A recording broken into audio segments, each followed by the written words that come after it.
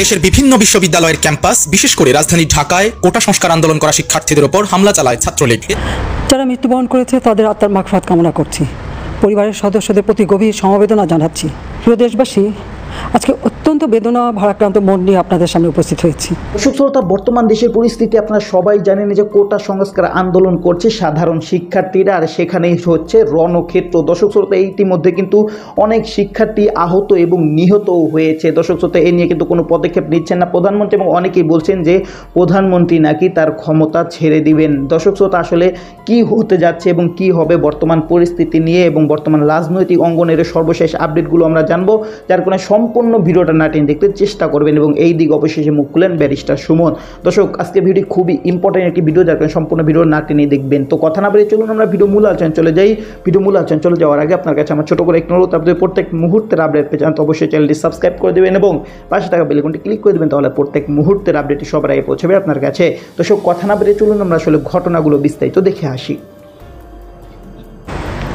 প্রিয় দেশবাসী, আজকে অত্যন্ত বেদনা ভারাক্রান্ত মন নিয়ে আপনাদের সামনে উপস্থিত হয়েছি। লাখো শহীদের রক্তের বিনিময়ে অর্জিত স্বাধীন বাংলাদেশের জনগণের আর্থসামাজিক উন্নয়নের জন্য নিরলসভাবে পরিশ্রম করে যাচ্ছি। বিগত 15 বছরের মধ্যে বাংলাদেশের মানুষের ভাগ্যের পূরণ করতে অন্ন, বস্ত্র এবং মানুষের মৌলিক চাহিদা পূরণ করতে অন্ন, বস্ত্র, বাসস্থান, চিকিৎসা, শিক্ষার ব্যবস্থা করে জনগণকে উন্নত জীবন দেওয়ার যাত্রা শুরু করেছি। অনেক সাফল্য অর্জন করেছি। বাংলাদেশকে বিশ্ব দরবারে একটা মর্যাদার আসনে অধিষ্ঠিত করতে সক্ষম হয়েছি। তারপরেও আমাদের আরও অনেক দূর যেতে হবে। বাংলাদেশের মানুষ যখন একটু স্বস্তি শান্তিতে ফিরে, যখন তাদের মাঝে এমন কোনো ঘটনা ঘটে যা অত্যন্ত বেদনাদায়ক। 2018 সালে ছাত্র সমাজের আন্দোলনে পরিপ্রেক্ষিতে সরকার সরকারি চাকরিতে কোটা প্রথা বাতিল করে একটা পরিপত্র জারি করে।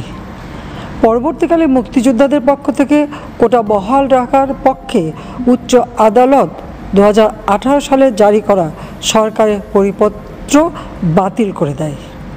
সরকারের পক্ষ থেকে পরিপত্র বহাল রাখার জন্য সর্বোচ্চ আদালতে আপিল করা হয় এবং মহামান্য আদালত শুনানির দিন ধার্য করে। এ সময় ছাত্ররা কোটা সংস্কারের দাবি নিয়ে আবারও আন্দোলন শুরু করে। এই আন্দোলনের শুরু থেকেই সরকার যথেষ্ট ধৈর্য ও সহনশীলতা প্রদর্শন করেছে, বরং আন্দোলনকারীদের নিরাপত্তা নিশ্চিত করার ক্ষেত্রে পুলিশ সহযোগিতা করে। মহামান্য রাষ্ট্রপতির কাছে যখন আন্দোলনকারীরা স্মারকলিপি প্রদান করার ইচ্ছা প্রকাশ করে, সেক্ষেত্রে তাদের সুযোগ করে দেওয়া হয় এবং নিরাপত্তারও ব্যবস্থা নেওয়া হয়। অত্যন্ত পরিতাপের বিষয় হলো, কিছু মহল এই আন্দোলনের সুযোগটা নিয়ে অনাকাঙ্ক্ষিত উচ্চাবিলাস চরিতার্থ করার সুযোগ নিয়ে সন্ত্রাসী কর্মকাণ্ডে লিপ্ত হয়। এর ফলে এই কোমলমতি শিক্ষার্থীদের আন্দোলনকে ঘিরে যে সকল ঘটনা ঘটেছে তা খুবই বেদনাদায়ক ও দুঃখজনক। অহেতুক কতগুলি মূল্যবান জীবন ঝরে গেল। আপনজন হারাবার বেদনা যে কত কষ্টের তা আমার থেকে আর কে বেশি জানে। যারা মৃত্যুবরণ করেছে তাদের আত্মার মাগফিরাত কামনা করছি।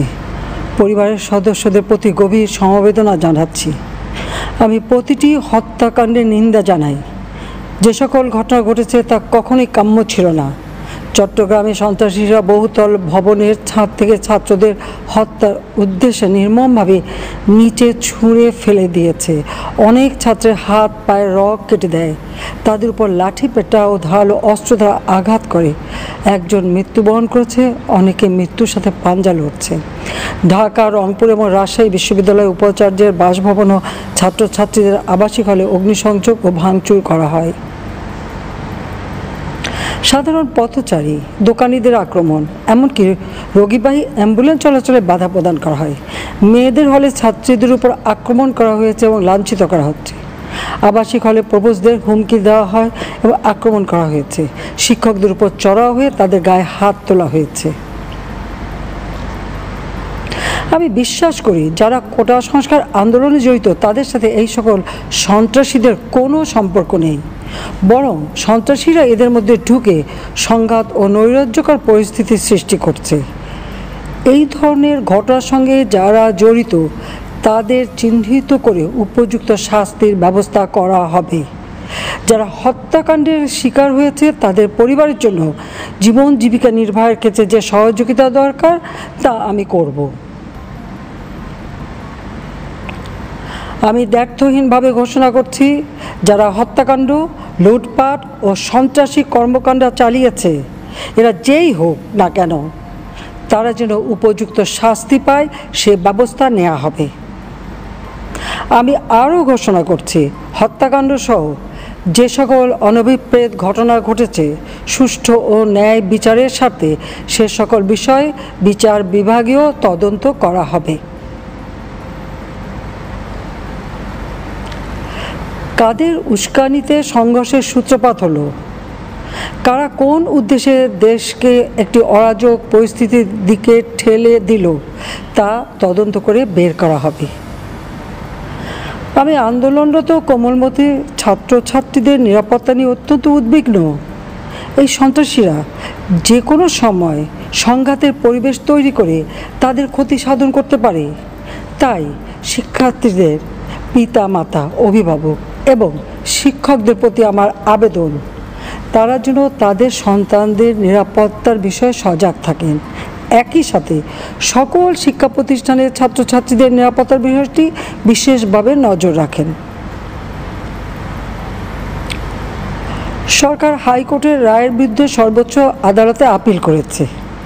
আপিল আদালতে শুনানির দিন ধার্য করা হয়েছে। আদালত শিক্ষার্থীদের কোনো বক্তব্য থাকলে তা শোনার সুযোগ সৃষ্টি। দর্শক, আপনার ভিডিওটি দেখলেন। ভিডিও দেখে যদি আপনার কোনো মন্তব্য থাকে তাহলে অবশ্যই কমেন্ট বক্সে আপনার মূল্যবান মন্তব্য জানিয়ে দিবেন। দর্শক, এখন আমরা পরবর্তী আরেকটি ভিডিও দেখব, যেটা দ্বারা আমরা আরও কিছু তথ্য আমরা জানতে পারবো। দর্শক, চলুন আমরা সেই ভিডিওটি বিস্তারিত দেখে আসি। কাল গভীর রাত পর্যন্ত যে হিসাব, অফিসিয়াল হিসাব, তাতে সারা দেশে বিক্ষোভ সংঘাতে নিহতের সংখ্যা 6। এটি কি আসলে খুব প্রত্যাশিত ছিল? এটা কি হবার কথা ছিল? অনেকেই কালকে আলোচনা করেছেন বিভিন্ন গণমাধ্যমে, টেলিভিশনের টকশোগুলো শুনেছি কালকে, কিছু কিছু পুরোটা শুনতে পারেনি। তাতে সবারই কিন্তু একটাই কথা, যে কেন এই গো ধরে বসে থাকলো শাসকরা, কেন ক্ষমতাসীনরা একটা জিদ, দম্ভ, অহংকার নিয়ে বসে থাকলো, কোনোভাবেই এই সংকটের সুরাহা করার জন্য তারা সোচ্চার হলো না। এটার পেছনে কি তাদের সাইকোলজি কাজ করেছে, এটা বোঝা বড়ই কষ্ট। তবে অনেকেই বলেন যে টানা ক্ষমতায় থাকতে থাকতে এক ধরনের অহংকার, এক ধরনের যে আমরাই সব, আমরা যা করব, যা বলবো সেটাই চূড়ান্ত, এর বাইরে কেউ নেই, এই মনোভাবের আজকে পরিণতি হলো দেশব্যাপী ব্যাপক শিক্ষার্থীদের ক্ষোভ বিক্ষোভ এবং 6 জনের মৃত্যু। জানি না দর্শক, আজকে গত রাতে বহু হতাহত ছিল বিভিন্ন হাসপাতালে। এই মৃত্যুর সংখ্যা আরো বাড়ে কিনা অনেকেই বলছেন যে মুমূর্ষ অবস্থায় আইসিইউতে আছেন অনেকেই চিকিৎসাও পাচ্ছেন। তারা হয়তো শেষ পর্যন্ত মৃত্যুকেই বরণ করে নিতে হবে। কালকে যেই আন্দোলন ছিল সর্বব্যাপী, সাধারণ মানুষেরও সম্পৃক্ততা ছিল অনেক জায়গায়, কেননা তাদের যেই সন্তানদের যে দাবি, সেই দাবি ছিল খুবই যৌক্তিক।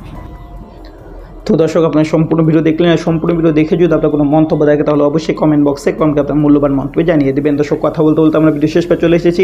ভিডিও শেষ করার আগে আপনার কাছে আবার অনুরোধ করছি, আপনি প্রত্যেক মুহূর্তের আপডেট পেয়ে যান তো অবশ্যই চ্যানেলটি সাবস্ক্রাইব করে দেবেন এবং পাশে থাকা বেল আইকনটি ক্লিক করে দেবেন, তাহলে প্রত্যেক মুহূর্তের আপডেট সবার আগে পৌঁছবে আপনার কাছে। তো সব বিশেষ করে সবাই ভালো থাকবেন, সুস্থ থাকবেন। আল্লাহ হাফেজ।